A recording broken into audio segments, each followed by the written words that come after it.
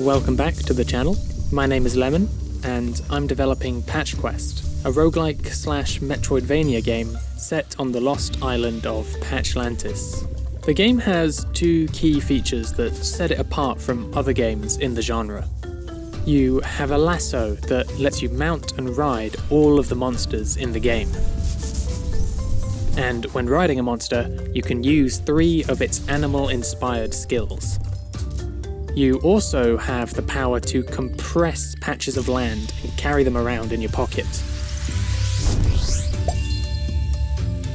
You can then replant them in other locations, and this allows you to gradually terraform the island and cultivate useful plants for your future runs.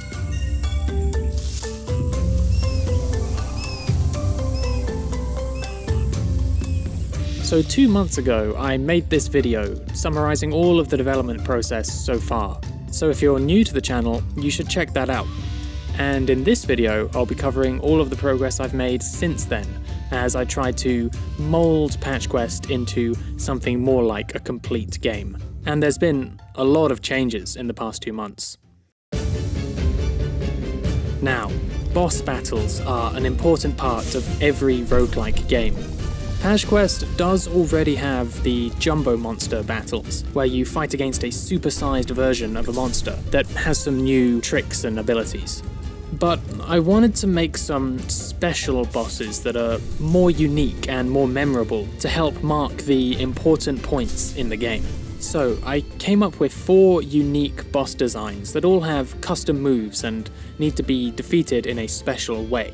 This is getting a little bit spoilery, so I'm only going to show one of them in this video, Omelon. This boss has a big armoured face that can't be damaged, and it can also summon hands out of the hole on the top of its head. These hands will attack you in a variety of ways, and they can also synchronize those attacks to try and catch you out.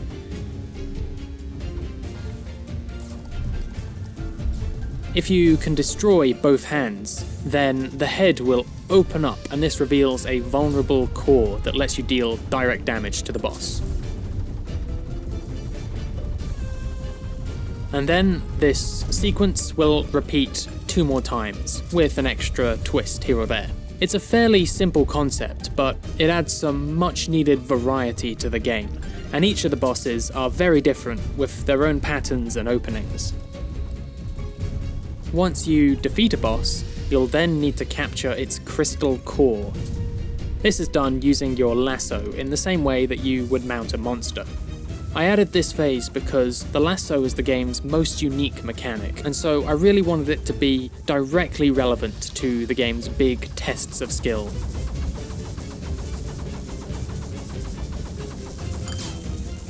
And once you've captured a boss's core, it'll then show up as a treasure in your records menu. For now, they're just a proof of your skill, but eventually they'll be an important step in reaching the end game. So that's how the boss battles work. As I said earlier, this is getting a little bit spoilery, so I'm not going to show you the other 3 bosses in this video. However, if you do want to keep getting all of the latest news, I post everything that I make in the Devlog channel of the Patch Quest Discord server, including my progress on creating bosses and everything else. So I've been busy with a lot of other stuff too, in particular just making small changes here and there to really improve the overall feel of the game. Mounting and riding monsters is a huge part of Patch Quest, but in the past I've never been 100% happy with how that mechanic played out. Each mount had 3 skills, but those skills were often on such a long cooldown that you rarely used them, and so most of the mounts actually felt very similar. So in order to emphasize the differences between all of the different monsters, I ended up modifying pretty much all of the mount skills in the game. Most of the defensive skills now have a drastically shorter cooldown, and many of them have no cooldown at all. And this lets you use the skills much more freely, so that you really feel like you're riding a wild animal. There's about 20 different defenses in the game, but they can be broken up into 3 groups. The dash style skills let you quickly move around the screen, and most of them have no cooldown now. So this would be Poislug's slide skill, and also Crow-Camel's leap skill. And some of these abilities, like Lightwing's zip skill, also let you fly for as long as you hold down the skill button. On the other hand, the shield type skills create an orbiting ring of blockades. You can hold down the button to sprint around and smash those blockades into things, and then when you release the button, you'll get a bonus effect depending on the type of skill. These skills deal a lot of damage, and some of them can also inflict ailments, so for balance, they're on a short cooldown. And then we have the miscellaneous other skills. So there's Kragnet's Magnetize skill,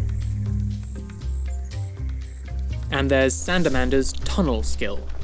These skills have also all been individually rebalanced, with the driving idea being to let you use them as freely and as often as possible. On the other hand, I put most of the offensive skills on a longer cooldown, but I also massively pumped up the amount of damage that they can deal. So they now function more like powerful, interrupting moves that let you get out of a pinch, but that you also can't spam. I think that this makes them feel much more exciting to use. There's over 50 different offensive skills, and I gave each of them some personal attention to help improve the game's overall balance. Moving on, I've also simplified the power-up system.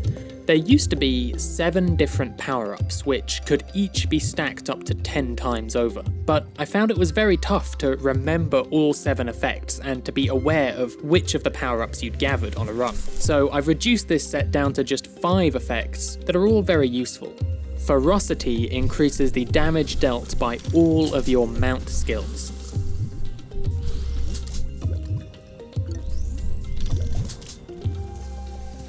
Reloading increases the damage and the timing window of your perfect reload blasts.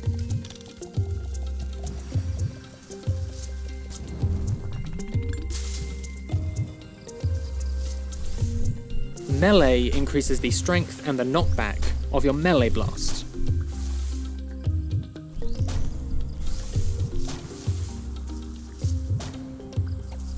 Evasion gives you a chance to take no damage when you get hit. And Quick Time gives a chance to put you into bullet time after you defeat a monster.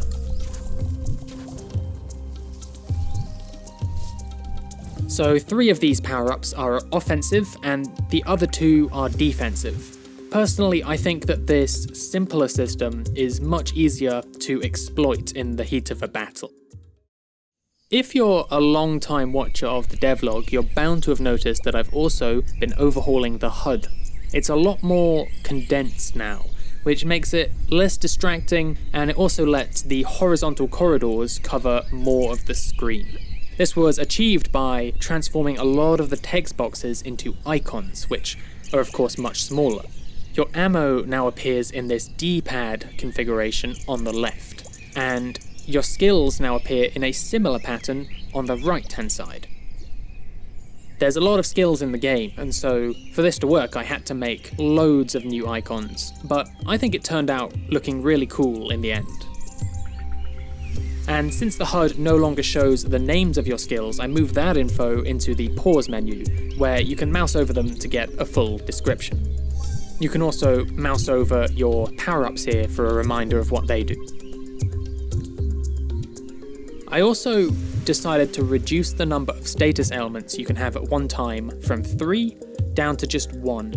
Now this was a difficult decision to make, since status ailments are something that I've had in the game literally since day 1. However, I figured that with the way the game has evolved over the years, it was pretty difficult to keep the effects of all 3 different ailments in your head while you were fighting. I think this new system lets other mechanics take more of the spotlight. And of course, it also saved loads of space on the HUD. So taken together, I think this new HUD is a huge step up. For the longest time, Patch Quest has had these huge sidebars that cover a big chunk of the screen, but now the HUD is much more in line with other modern indie games. With so many changes and additions being made, I haven't had as much time to add mounts as I've wanted. However, I have been able to add 2. First up is Scurrit. This monster can produce natural gas from its tail, and it can also create a spark to set that gas alight, so it has a dual typing of poison and fire. The defensive skill, Gas Coat, creates a shield of poison-type projectiles, and when this skill ends, you'll also gain the temporary Odour ailment that makes you smell awful, and this in turn prevents enemy monsters from coming too close to you, so it's quite handy. Also, the attack skills can create poison and fire, respectively. Next up is Mantarai, a samurai-inspired mantis monster. The defense skill, Slash, combines a quick dash with a close combat swipe. This swipe can clear away bullets, and it can also deal direct damage to monsters. I think this defense skill is loads of fun to use. It's probably one of my favourites. And he can also scatter caltrops over the floor that have been coated in a toxin that will shock and stun his prey. On top of these new monsters, I've also come up with some redesigns for 2 of the existing monsters. Shimmerwing has been renamed Lightwing, as a pun on lightning, obviously. And I've tweaked the colours and the patterns to help create more of an impression of a storm cloud. I think that this redesign meshes really well with his new ability to move at lightning speed. Shorterpod has gone through an even bigger change. He used to be a typical vanilla sort of dinosaur, so I decided to work in some plant-inspired elements to make him a bit more unique. His new name is Bronzai, which is a fusion of Brontosaurus and bonsai trees, and his skills have been tweaked a little as well to really emphasise that bonsai tree feel.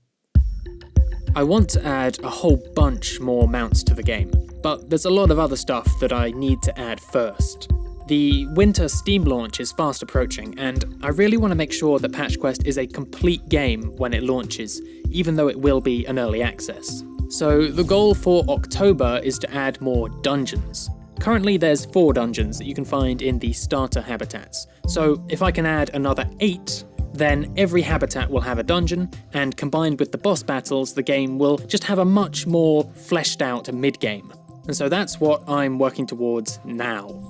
Back in the summer, I said that I wasn't going to update the public beta anymore. But since this channel has grown so rapidly in the past month, I figured I would release another update containing a lot of the changes you've seen in this video. Of course, I also want to save some stuff for the Steam launch. And so here's quickly what you can expect from the update. The new monsters, Scurrit and Mantarai, are not in the update. And the new key boss battles are not in the update either. However, everything else I've shown here, so the mechanical changes, the new skills, the new HUD, all of that and everything I've shown in previous videos is part of the beta now, and you can play it for free by visiting the Patch Quest Discord server. The beta is using Discord as a launcher, similar to how other games use Steam as their launcher, since the game is not on Steam yet, but it's very easy to use. And of course, the server also lets you follow along with development changes in real time. And you can also leave your feedback and make your mark on the game. I read every comment. And if you've been enjoying this series, please consider wishlisting Patch Quest on Steam. This lets me measure roughly how many people are interested. And of course, it also lets you know when the game launches and when it goes on sale. All of the links are in the box below, and I'll be back with more progress in another month. But that's all for now. And as always, thanks for watching.